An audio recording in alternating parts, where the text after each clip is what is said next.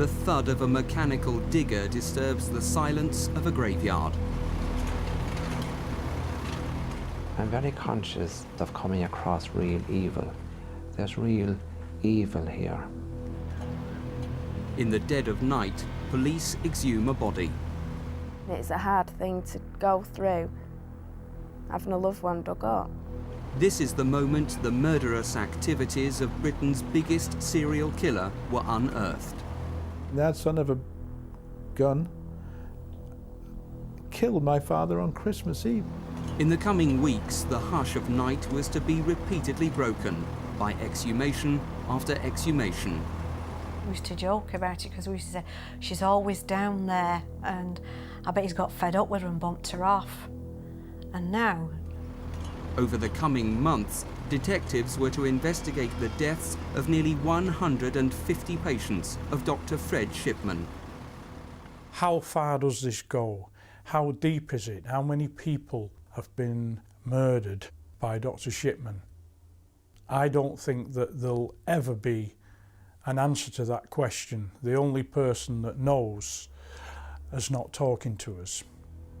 Today, as the 53-year-old doctor who used his caring manner as a cover for murder was led away to spend the rest of his life behind bars, two major questions are being asked. Why and how did he literally get away with murder for so long? For the first time, the true extent of his ruthless killing spree can be revealed. How 5 patients died inside his surgery. How he killed 8 patients in 1 month. How he murdered 6 patients in 1 street. How, to obtain the means to kill, he turned a patient into a drug addict. How he then killed that patient's father when he asked too many questions about his son's treatment. How he murdered another patient he believed had left him a small fortune. And tonight we can reveal that the man dubbed Dr. Death will, in the next few days, be charged with at least 18 more murders, making him one of the world's most prolific serial killers.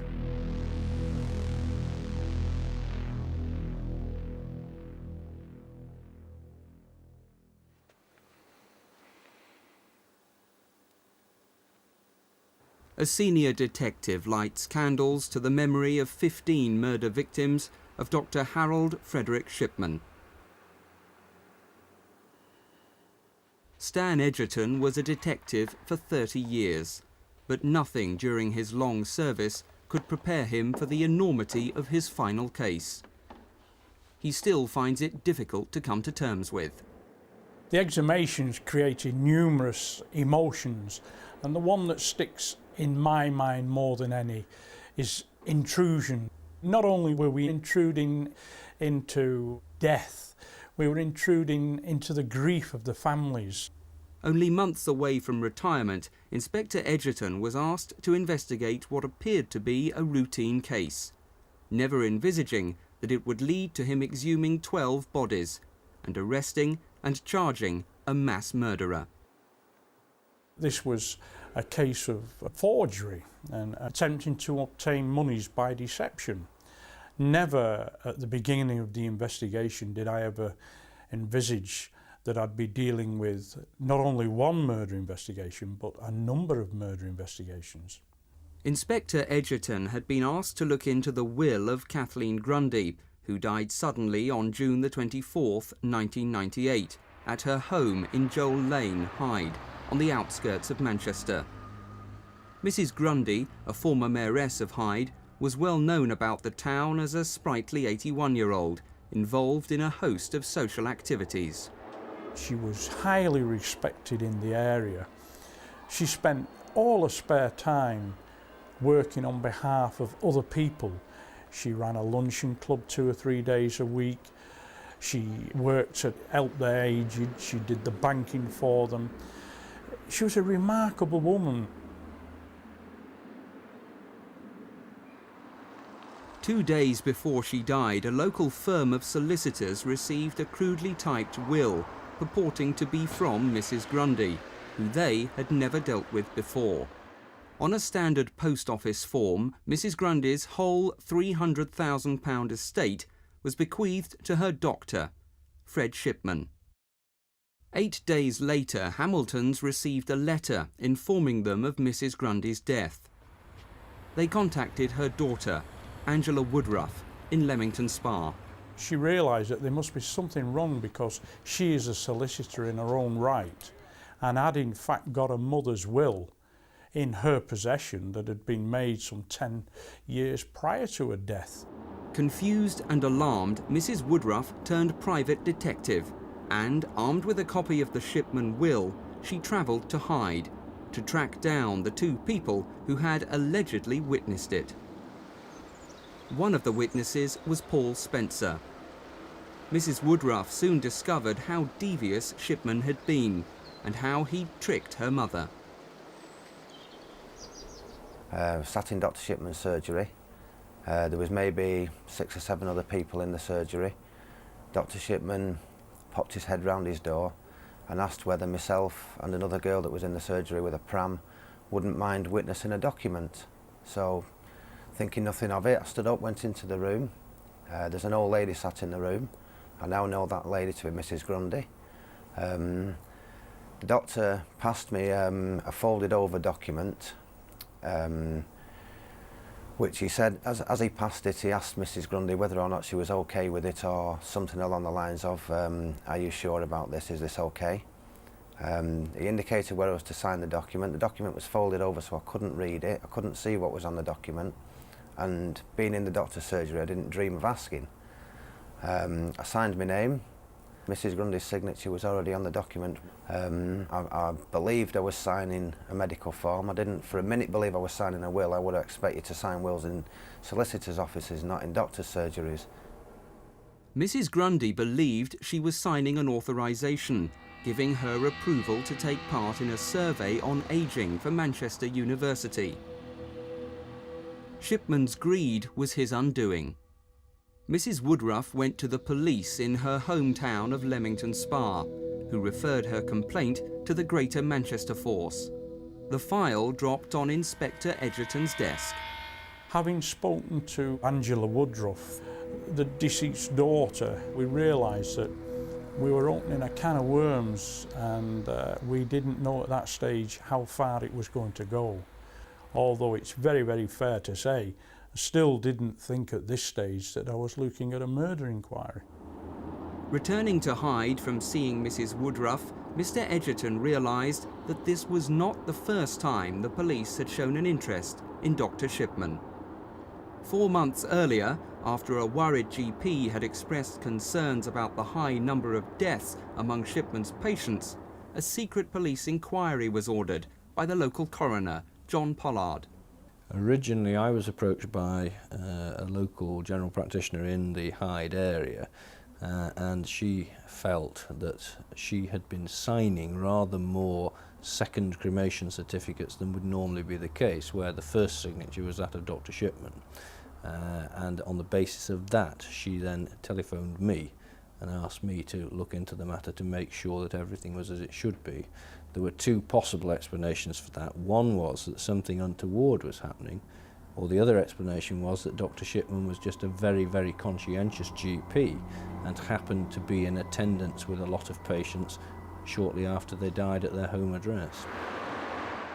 But the concerned doctor was not the only person to notice the abnormal number of deaths being certified by Shipman. Undertaker Debbie Bambroff was another. The well-respected family firm Frank Massey & Son is the largest independent funeral directors in Hyde. We were concerned that there were too many deaths from one surgery, especially when that surgery only had one doctor. Most of the deaths seemed to fit into a pattern, usually ladies, nearly always ladies.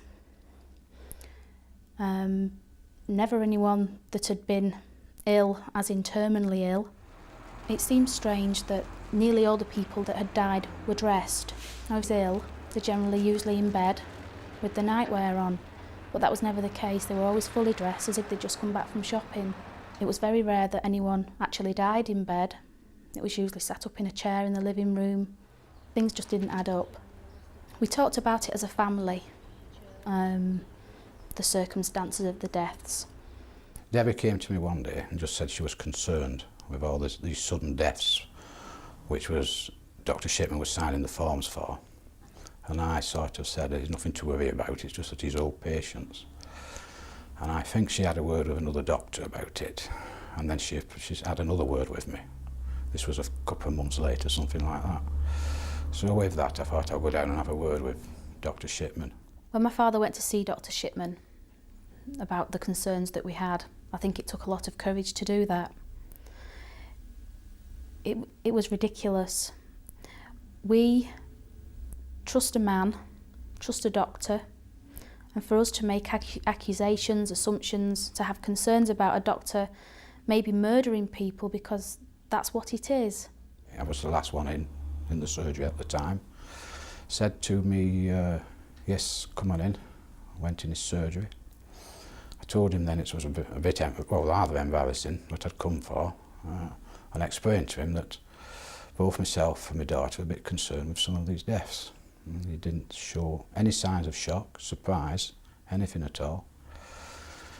He just said, oh, I'll show you. He got his book out, which is the register that he keeps a copy of the certificate that he's given to a next of kin to a deceased person, and showed me on there, and he said anybody can come and look at this book that wishes to. Our minds had been put at ease, maybe not fully, but had been put at ease by various people in authority that there was nothing untoward.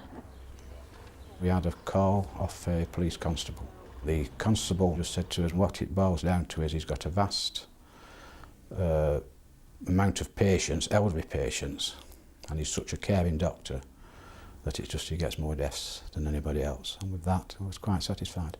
The police carried out a full investigation at that stage based upon the instructions that I gave to them. I was quite satisfied with the inquiry that they made, but it led to nothing. They couldn't see anything that was wrong at that time. Mr. Pollard's instructions that Shipman was not to be made aware of any inquiries or their source prevented police carrying out a full investigation. I would carry on going to see my doctor, Dr. Shipman, as normal. And the longer I sat in his room, the more I thought how ridiculous these suspicions and concerns had been. It was impossible to think that my doctor, who I trusted in and confided in, could be doing something so terrible. Aware from Debbie's father's visit that his murderous activities had aroused suspicions, did Shipman panic and hurriedly decide to forge Mrs. Grundy's will to provide him with the funds to flee? Inspector Edgerton thinks not. It's been suggested from a number of sources that one of the reasons why he perhaps forged the will as he did was that he thought that his world was collapsing around him.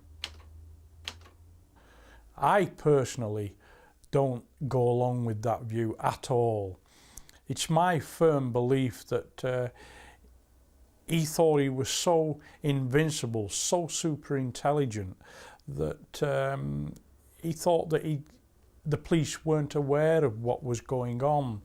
Following the coroner's inquiry, Shipman's belief that he could fool anyone led him to commit 3 more murders, the last being Mrs. Grundy. The crude forging of her will was the act of supreme arrogance that was to be his downfall. I think it's part of this arrogance. I've got away with this for the length of time that I have. Nobody's queried me about it, nobody's questioned me about it. I might as well make a few bob out of this. It may well have been his thoughts. And he's proceeded to put together that will, which, when you look at it, is just an amateurish attempt. The inquiry was beginning to take off at a rapid rate of knots, and I've got to say that Detective Superintendent Bernard Postles took hold of things then and said, well, let's sit down and let's go through this piece by piece and let's simulate exactly what we've got. It must have made him sit up sharply in his chair when a detective inspector suddenly talking about exhumation of bodies. But to give him his due, it didn't take him long to realise and grasp that what I was telling him was probably the only direction that we could go in. In the dead of night, a month after Mrs. Grundy was buried at Hyde Chapel, Inspector Edgerton was in charge of exhuming her body. The actual logistics of doing an exhumation is a mammoth operation. There are so many things to have to consider to keep the decency of the matter, to show respect and reverence to the deceased remains. There was the family that had to be considered. We had to make sure that we'd identified the correct grave. We had to take soil samples, make sure that the mortuary were put on notice because we were going to have a post-mortem. It's a strange feeling to be stood there at 3 o'clock in the morning in the pitch dark with a team of men that were going to dig up a body. Being the senior officer at the exhumations, I was also conscious of the welfare of all the staff that were there, even though some of them were not police officers, they were civilian members of support staff. I was conscious of their feelings as well. At the same time as Mrs. Grundy was being exhumed, Stan Edgerton had a team of detectives raid Shipman's home and surgery, looking for the typewriter and other evidence used to forge the will. Dr. Shipman was well aware of what we were looking for and in fact produced the typewriter, which is a portable typewriter. It didn't look a very expensive machine, but he produced it from a cupboard in the surgery. The typewriter, the forged will, and samples taken from Mrs. Grundy's liver and muscle tissue were sent to the Forensic Science Laboratory at Chorley for analysis. Experts quickly established that Shipman's typewriter had been used to forge the will and the letter.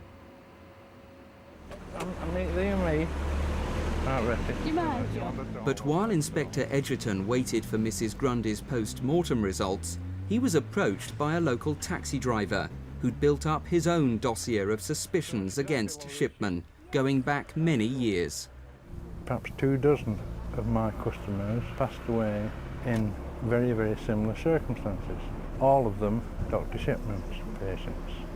But people were having a call from the doctor, and within a couple of hours of him visiting them, they were passing away. John was talked out of going to the police by his wife, worried about wrongly accusing a well-respected doctor of murder. But when the investigation into Kathleen Grundy's death started, he decided it was time to act. When I approached Mr. Edgerton after Kathleen Grundy's death, and I told him that I'd compiled a list of my customers who died in similar circumstances to Kathleen, going back 6 years, he was shocked. When I questioned him and I looked into it, it was plainly evident to me that we were going to have to examine the deaths of a number of other people. Gut reaction set in, and when that was discussed by the senior management teams, we then decided that yes, we'd have to look at further exhumations. In part 2, the death of Shipman's mother and how it may have been his trigger for murder.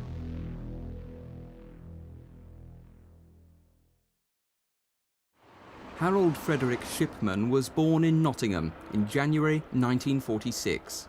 His early years were spent at this house in Longmead Drive. His father, also Harold Frederick, was a long-distance lorry driver. His mother, Vera, was ill for many years, slowly dying of cancer. Fred, the middle one of 3 children, was the clever one of the family. He passed his 11+ to the local grammar school, High Pavement. Although never a high flyer and in the C stream, Shipman was respected by the other boys for his sporting prowess on the athletics track and the rugby field.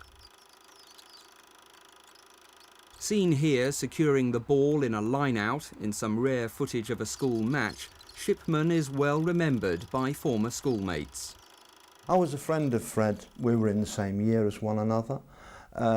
We played rugby together. He was a very, very able sportsman and notable for his rugby and also for his athletics. Fred was a very quiet, calm individual until he got on the rugby field, and then he was quite a fiery character. But as an individual off the field, very easygoing and quiet young man. Fred passed 5 O-level GCEs and went into the 6th form, only for disaster to strike. His mother died. Fred was just 17. Vera Shipman had fought a long and brave battle against cancer with ever-increasing daily injections of morphine. Some believe this early introduction to morphine and death had a lasting effect on young Fred. His reaction at the time was considered bizarre. It must have been a Monday morning that we met up and we were walking back to school. And as you do, you know, what did you do at the weekend? And I told him what I'd done at the weekend and I asked him what he'd done. And he said, oh, my mum died. I said, oh, God, what did you do? You know, it must have been awful. And he said, oh, yeah, I went for a run. But he went on to say that he'd actually run till, I think he said, 2 o'clock in the morning or something, and in the pouring rain. After his mother's death, Shipman decided to become a doctor. He spent the next 6 years as a medical student here at Leeds University. In his first year, he met his wife, Primrose Oxtoby, then a pretty 17-year-old window dresser. Within months, Prim was pregnant with Sarah, the first of their 4 children, and much against her parents' wishes, they were quietly married.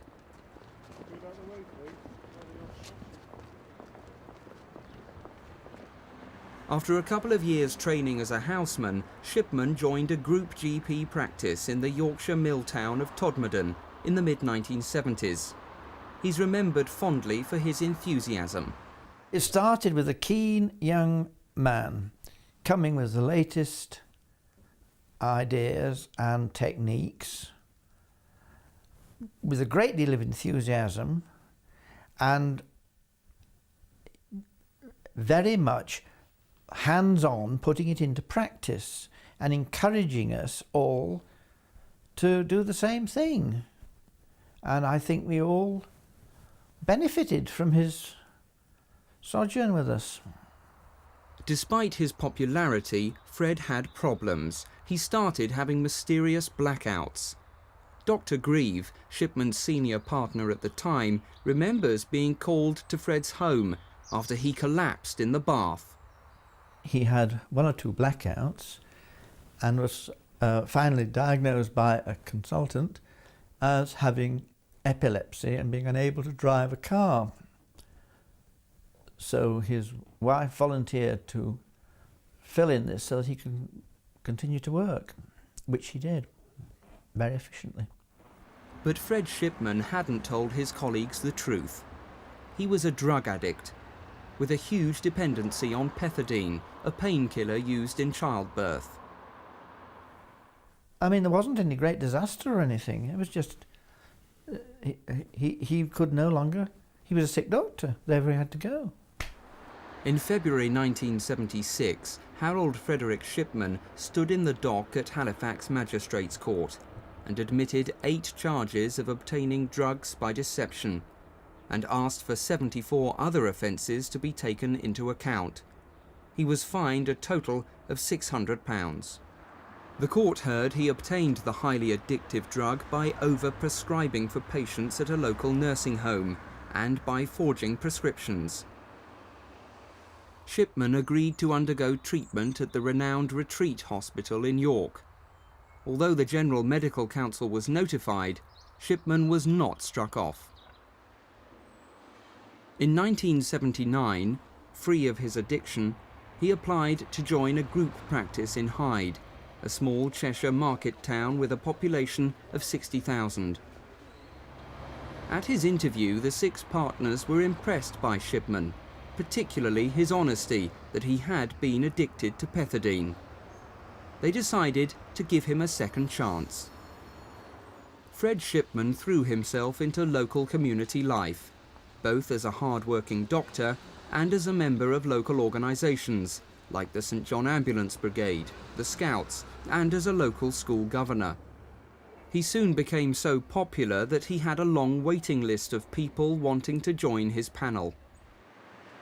But in 1991, Shipman delivered a bombshell to his partners. After almost 12 years, he was leaving to go it alone in a single-handed practice, and glibly announced he was taking his 3,000 patients with him. The parting was acrimonious, but Shipman didn't care. He'd carefully planned the move for months, and within weeks opened just a few yards away in a converted shop in Market Street. Now, unsupervised, he could enjoy his secret self-indulgence: murder. And as a single-handed general practitioner, he would show them, he would show how good he was and how he could help people, and he would do things his own way. And without the breaks of working in a partnership, the constraints that daily testing yourself against colleagues has on one, perhaps that was one of the factors that led to him going off the rails. How seriously Shipman had gone off the rails only became clear when the toxicology results came back from the Forensic Science Laboratory. I'm still amazed that the results that we got back from the forensic examination were as they were. I didn't expect that for 1 minute. The death certificate issued by Shipman recorded Kathleen Grundy had died of old age. The truth was, she'd been killed by a massive dose of morphine. Such an amount that the forensic scientist had no doubt that death would have occurred in quite a short time.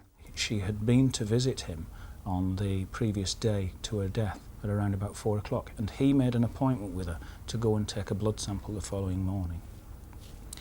He's made an appointment to kill her. When questioned, Shipman's incredible claim was that Mrs. Grundy, at 81, was a heroin addict. What had started as a simple fraud investigation was now a full-scale murder inquiry. Information flooded in from anxious callers to special helplines, and detectives began to notice a pattern to the deaths. Bye-bye. The number of people that died at home, single women living on their own, dying within an hour or so of seeing Dr. Shipman, dying sat in a chair, dressed in the day clothes. So many of them going to the surgery and dying in the surgery. It just stretched logic to something that you could not believe. And right away we knew that we were probably dealing with one of the biggest murder investigations that one could imagine. But it was Shipman's fascination with computers that was to provide another major breakthrough for the inquiry team and help convict him. Detectives examined the deaths of nearly 150 of his patients. Checks of some of the computerised records of some of the deceased patients revealed that visits that they'd made to the surgery had been obliterated. Things that had been written in about the patient's health had been taken out, and we can only surmise that that was done because it didn't correspond with what was on the death certificate. On other occasions, visits appeared on the patient's record when in fact we believed that no visit was made to the surgery. It was as though he was building up a history that would tie in with the medical records that he wrote onto the death certificate. He was certainly covering up his tracks for something. And police computer experts soon discovered what it was. Shipman was altering patient records to conceal his crimes, and on occasion, to save time, he recorded their deaths before he killed them. The number of deaths towards the end were increasing at such a rapid rate that I sometimes wonder whether he'd have time to prepare a lot of what he was doing, and this was why he was changing the medical records round about the time the person died, shortly afterwards. And in fact, in one case, he was altering the records before a body was even found. What we decided to do was to go back over a period of 12 months and ascertain how many people had died and how many death certificates that Dr. Shipman had written. In a 12-month period, there were some 36 deaths. One of the things that jumped out at us was that never had there been a post-mortem. We also realised that the number of deaths that he had in a 12-month period was 2.5 times more than the average. An incident room had been set up at Ashton-under-Lyne police station, manned by 56 hand-picked detectives. Special flowcharts were designed, showing when, where, how and under what circumstances patients had died in the previous 5 years. Our investigations established that on many, many occasions, Dr. Shipman had seen them on the day that they died. In a lot of cases, he'd seen them within, if not an hour, certainly a couple of hours of death. And again, that itself became illogical. Alice Kitchen was one of those illogical cases, where Shipman had visited shortly before she died. But there was something unusual which bothered her family. All the family were very surprised and wondered why she was sat where she was on the settee, because she never sits there. She always sits in a chair where she can see out the window, and as soon as anybody pulls up, she's got the door open ready for them before they've got to the door. She always sits there, and where she was found on the settee, she had her back to the window. And I do know that one neighbour that was interviewed was asked if she saw Dr. Shipman coming or going, and she said that he was coming out as she was going in her house, and that she thought it was unusual that my mother was sat on the settee. She could see the back of her, and she said that she never sits there and that she always sees everybody to the door, and she didn't see him to the door. She thought that was odd. And Dr. Shipman never spoke to her, never said she's not well, will you sit with her, or anything like that.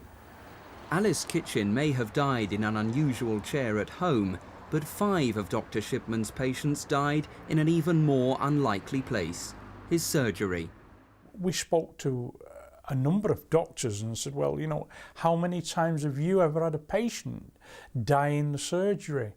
And most doctors look aghast. They said, well, it never happens. One of those who died in his surgery was 72-year-old Edith Brady, a long-term patient of Fred Shipman. Edith, who loved a social occasion, was the principal guest at the family's Christmas party a few months before her death. He told me that she'd gone in the back room to lay down, and he just went in and found her dead, and that he worked on her and nothing could be done. So we spent some time when I gave her a kiss, and I noticed how tidy she was, and they said it was her heart, and we just accepted that that's what it was. And I was just glad that she didn't have to have a post-mortem, because I didn't want to be messed about. I just said, well, I'm glad she was here. And he said, well, she's not the first one to die. He had another lady that died in here who said that at the time. And I was glad, because that's the place she liked to be. She liked Dr. Shipman. We used to joke about it, because we used to say, she's always down there, and I bet he's got fed up with her and bumped her off. And now when I think about it, it's unbelievable. Detectives were also noticing other disturbing facts. That Shipman had been present when 6 of his patients died in one street in an 18-month period. And that in 1 month, 8 women patients died mysteriously. We saw that on one occasion, in a particular month, there were 8 people died, which is on average of 2 a week. And whenever we spoke to other people in the medical profession, that they stood back in amazement. In part 3, how Shipman stole from his patients and acquired his means to kill.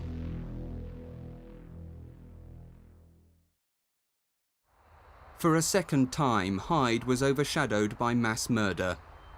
In the mid-1960s, it was home to Myra Hindley and Ian Brady, the Moors murderers. Now it was home to Fred Shipman, and as the new investigation grew, once again the population faced the horror of killing. Attending the exhumations of his parishioners, Father Dennis Marr found himself a central figure. The community were in shock, would be a good way of describing it, in shock. They just couldn't believe this was happening, and they didn't want to believe it. It's all a bad dream. On top of this feeling of shock and disbelief and a shattering of trust, people also had a sense of guilt. They had suspicions, but didn't voice them or speak of them for a number of reasons, because at the time they didn't want to upset other members of the family. But a more common factor, who would have believed me anyhow if I said this to anybody? Father Dennis vividly remembers Shipman's dismissive manner towards the grieving family of Winnie Mellor, only hours after he'd murdered her. Her daughters were in deep shock. I was very shocked myself and very saddened, because I was quite fond of Win. She was a lovely person. And the doctor came in a very brusque manner and said something along the lines of, "You were aware your mother had a heart condition." I could see the look of surprise in the daughters' faces.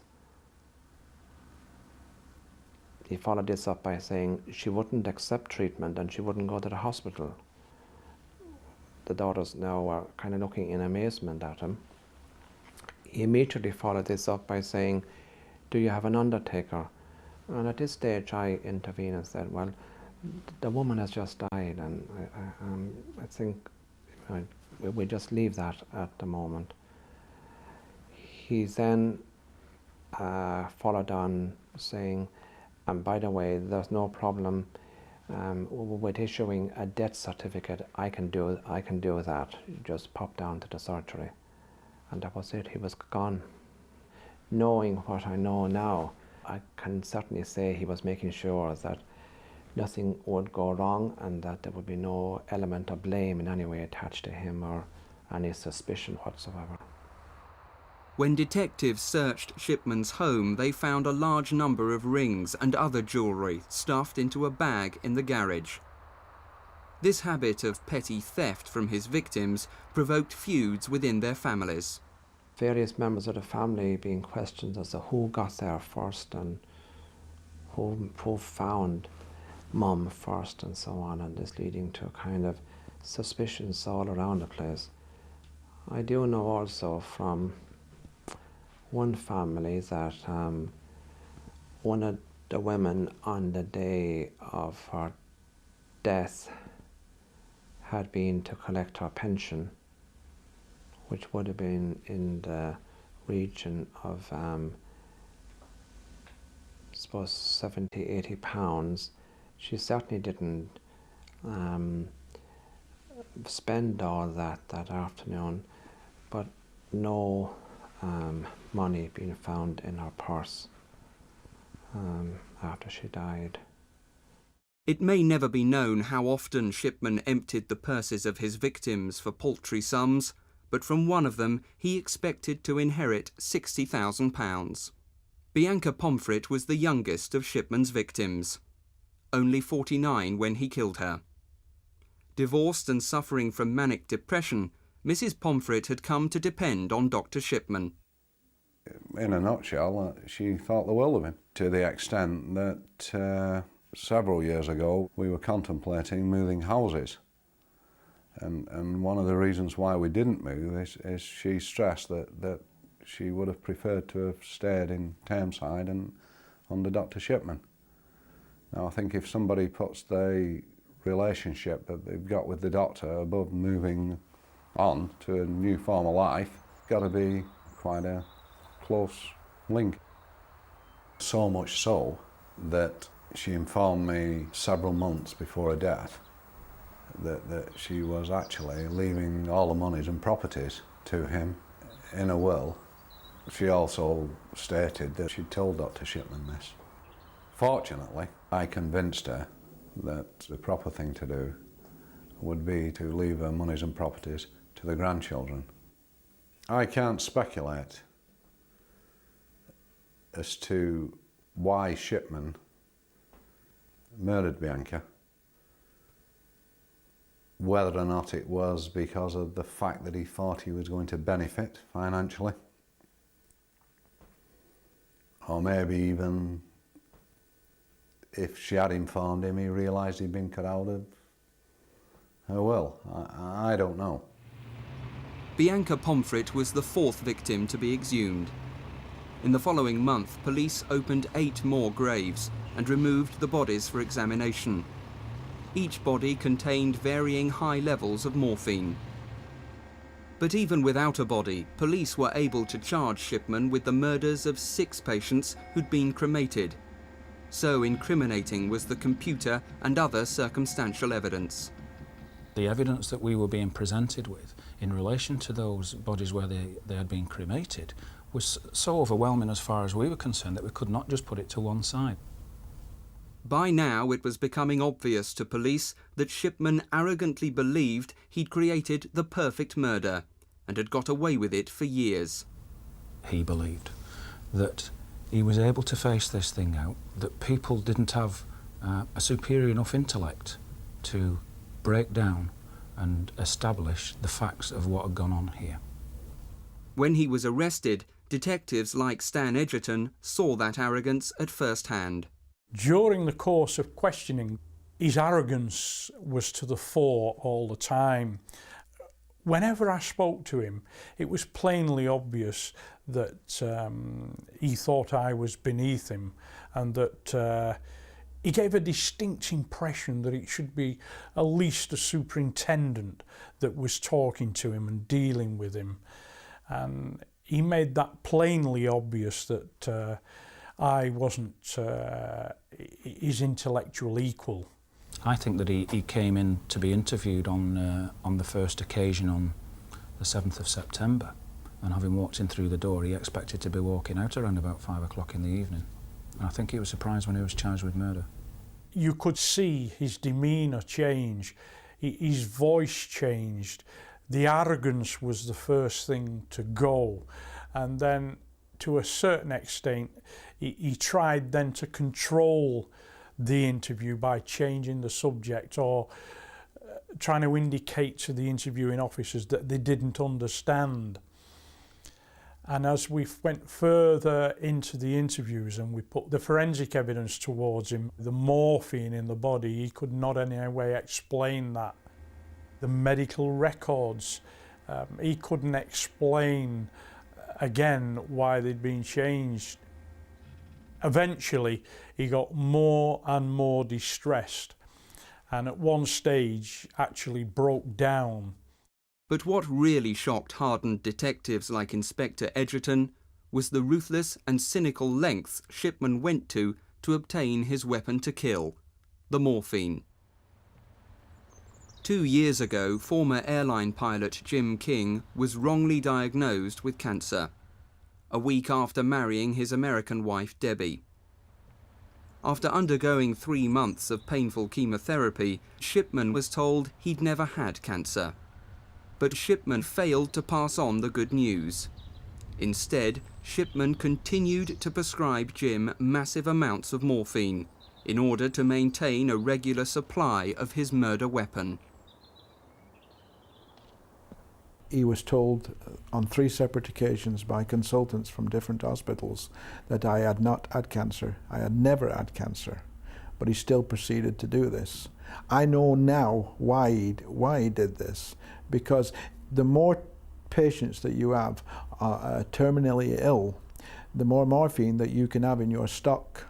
If you're in general medical practice and you are caring for terminal patients at home, sooner or later you can guarantee that you will acquire heroin which has been unused and which you basically do not have to account for. Jim's father, a Shipman patient, was so concerned about his son's health that he started asking questions. Too many for Shipman's liking, and the doctor killed him. My father had been down to the surgery a few times to ask Dr. Shipman what was going on with my case, because he could see me deteriorating rapidly with the amount of morphine I was using. I mean, that son of a gun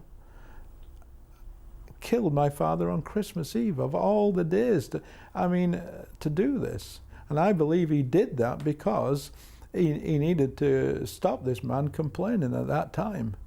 Because the last thing he needed was to have complaints, knowing that what we know now, the last thing he needed is for somebody to come forward and say, what the hell's going on here? And then all this lot would have come out. And you know, it's a shame it hadn't come out, because after he killed my father, he proceeded to kill 4 or 5 other people. And Shipman would almost certainly still be killing today, but for his amateurish attempt to forge Mrs. Grundy's will. But the big question still remains. Why did a doctor dedicated to saving life murder his patients? Those close to the case have their own theories. He might get a kick out of being in control, and the ultimate power is the power over life and death. I can't think of anything else that could explain it. Why he did it, I think, is simply a matter of convenience, that it was more convenient perhaps to get rid of a patient who was an awkward patient by killing her than by trying to persuade the family practitioner committee to transfer her to another general practitioner. It's horrendous, isn't it, to think of that could happen, but it clearly did. I think that a significant number of the people that Dr. Shipman killed, he may have killed quite simply because he did not wish to continue caring for them for whatever reason.